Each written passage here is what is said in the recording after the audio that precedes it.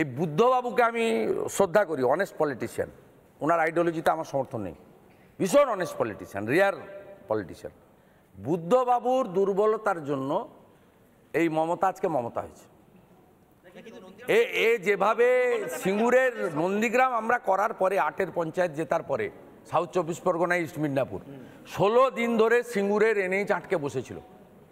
ওই সময় যদি পিটিয়ে তুলে দিত তাহলে সিঙ্গুরের কারখানাটাও যেত না, আর এই মমতা ব্যানার্জি হতো না। বুদ্ধবাবুর দুর্বলতার জন্য এই অবস্থা হয়েছে। এটি পশ্চিমবঙ্গে সবসময় চালানোর চেষ্টা হয় যে আজ যদি মমতা বন্দ্যোপাধ্যায় বিরোধী পক্ষে থাকতেন তাহলে উনি দেখিয়ে দিতেন আন্দোলন কাকে বলে, সন্দেশখালী কাকে বলে। কিন্তু মমতা বন্দ্যোপাধ্যায়ের আমলে তো 21শে জুলাই হয়েছে, ভিখারি পাসোয়ান হয়েছে, চমকাইতলা, গড়বেতা, গোঘাট, আরামবাগ, পুরসুরা অনেক কিছু হয়েছে, এমনকি সিঙ্গুরও ফেল। নন্দীগ্রাম ছাড়া মমতা বন্দ্যোপাধ্যায় কোন আন্দোলনে সফল? ওই রাস্তা ঘন ঘন করতো, জ্যোতিবাবু টাইট করে দিয়েছিল। ওই ফেলানি বসাককে নিয়ে রাইটাসে এসেছিল বসতে, মহিলা পুলিশ পাঠিয়ে চুলের মুঠি ধরে বের করে দিয়েছিল। এই বুদ্ধবাবুকে আমি শ্রদ্ধা করি, অনেস্ট পলিটিশিয়ান, ওনার আইডিওলজিতে আমার সমর্থন নেই, ভীষণ অনেস্ট পলিটিশিয়ান, রিয়ার পলিটিশিয়ান। বুদ্ধবাবুর দুর্বলতার জন্য এই মমতা আজকে মমতা হয়েছে। এ যেভাবে সিঙ্গুরের নন্দীগ্রাম আমরা করার পরে 8 পঞ্চায়েত জেতার পরে সাউথ 24 পরগনা, ইস্ট মিদনাপুর 16 দিন ধরে সিঙ্গুরের এনএইচ আটকে বসেছিল। ওই সময় যদি পিটিয়ে তুলে দিত তাহলে সিঙ্গুরের কারখানাটাও যেত না, আর এই মমতা ব্যানার্জি হতো না। বুদ্ধবাবুর দুর্বলতার জন্য এই অবস্থা হয়েছে। একটা গুরুত্বপূর্ণ প্রশ্ন আপনি এক্ষুনি একটা করলেন, যেটা হলো আপনার খাবারে বিষ মেশানো হতে পারে, দ্বিতীয়ত আপনার গাড়ি অ্যাক্সিডেন্ট হতে পারে। বলিনি, যা খুশি করতে পারে, আমাকে ওনার লোকরাই অ্যালার্ট করে। আমার মনে আছে আপনি বিধানসভার অভ্যন্তরে বলেছিলেন যে আপনাকে যারা গেট ওয়েল সুন গোলাপ পাঠিয়েছিলেন তাদের নামের তালিকা সিডি করে রেখেছেন এবং সময় বুঝে ব্যবস্থা নেওয়া হবে। আপনার চারিপাশে একাধিক বিশ্বাসঘাতক ঘুরে বেড়াচ্ছে এবং তাদের ওয়েল উইসার বেশি। মমতা ব্যানার্জির গাড়ির ভেতরে থাকা লোক আমাকে খবর পাঠায়, মমতা বন্দ্যোপাধ্যায়ের গাড়ির ভেতরে থাকা লোক খবর পাঠায়, সিএম এর গাড়ির ভেতরে থাকা লোক, মমতা ব্যানার্জির। আমি সিএম টিম জানি না, সন্দেহের বাতাবরণ তৈরি করে দিচ্ছে। আমি তো নইলে এত তথ্য ডকুমেন্ট দিয়ে করি। আমার এক্স হ্যান্ডেলে কোনো পোস্টে উইদাউট ডকুমেন্ট হয় না, কোনো ডকুমেন্ট হয় না, আমি তো প্রমাণিত করে দিয়েছি। আপনি দেখেছেন তপন চ্যাটার্জি পূর্বস্থলীর বিধায়ক আমার কাজ পর্যন্ত ঘুষি নিয়ে চলে এসেছিল গত বছর 22 সালে। এবারে রমেন্দ্র সিংহ রায় তিনি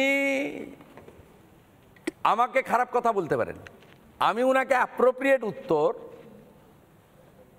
যিনি যে ভাষায় কথা বললে সন্তুষ্ট হন বলতে গেলে, সেক্ষেত্রে উনি এত বড় চেহারা নিয়ে মারতে চলে আসেন অ্যাসেম্বলির মধ্যে।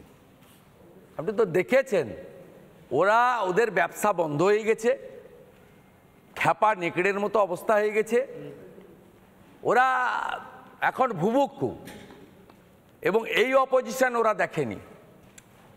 আমি আপনাকে বলি, আমরা অ্যাসেম্বলির দরজা জানলা ভাঙার বিজেপি নই। উচ্চ মাধ্যমিক পরীক্ষা সন্দেশখালী ইস্যুতে বন্ধ ডেকে দেবো, ওসব হটকারী কাজ আমরা করি না। আমাদের কোনো নেতাকে মাধ্যমিক পরীক্ষা থেকে টিল ডেট চোং লাগিয়ে আপনি সভা করতে দেখবেন না। আমরা বক্সে করছি, হলে করছি, হ্যান্ডমাইকে করছি। বিজেপির সঙ্গে মমতা ব্যানার্জির কোনো তুলনাই হয় না।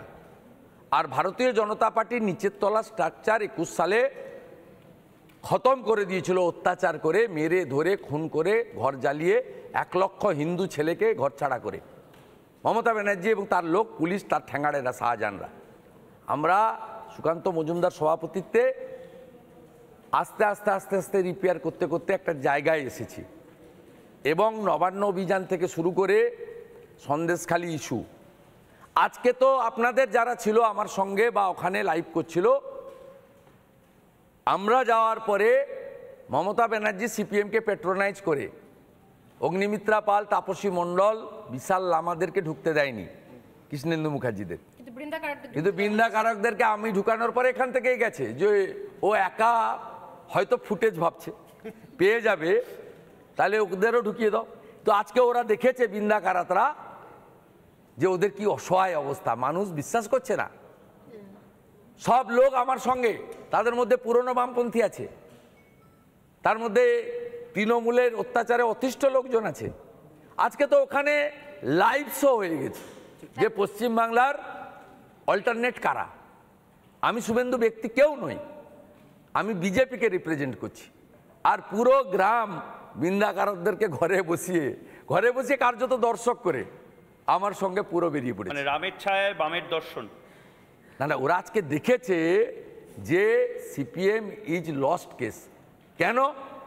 এখানে মীনাক্ষী, কৌস্তব, সায়ন, শতরূপ এরা মানে গলা ফাটিয়েই যাচ্ছে, প্রচুর লেবারও দিচ্ছে, কিন্তু এদের যারা জ্যাঠা কাকা তারা একসঙ্গে যদি মুম্বাই, দিল্লি, বাঙ্গালোর আর কোথায় কোথায় ইটিং সিটিং ফিটিং করে, এগুলো কি মানুষ বিশ্বাস করবে? বিশ্বাস করবে না। কিন্তু এটার লাস্ট প্রশ্ন আজকের এই রিপাবলিকের প্রেস কনফারেন্স, একদম লাস্ট প্রশ্ন, যে এম থেকে শুরু করেছিলেন M+M, সেই এম দিয়ে শেষ করব।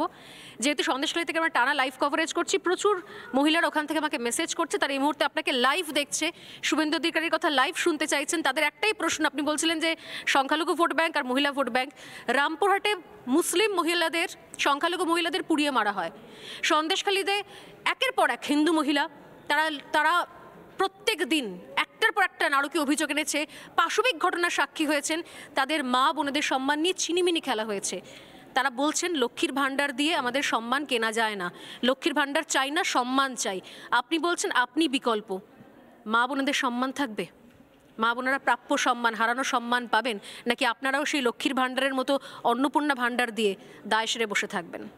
ভারতীয় জনতা পার্টি 17-18টা সরকার চালাচ্ছে, সেই 17-18টা জায়গায় যে সরকার চলছে, সেই এলাকায় সরকারের যারা নেতৃত্ব দিচ্ছেন, মুখ্যমন্ত্রী, উপমুখ্যমন্ত্রী, স্বরাষ্ট্রমন্ত্রী, তার ব্যবস্থা, সেই জায়গায় কি বলছে? ভারতীয় জনতা পার্টি পশ্চিমবঙ্গে এককভাবে সিদ্ধান্ত বা তার চলার পথ ঠিক করতে পারে না। আপনাদের সামনে অসংখ্য উদাহরণ রয়েছে বিজেপির রুল স্টেটের। তাই সেই সব জায়গায় কি অবস্থা ছিল নারী সুরক্ষা, আজকে কি জায়গায় গেছে।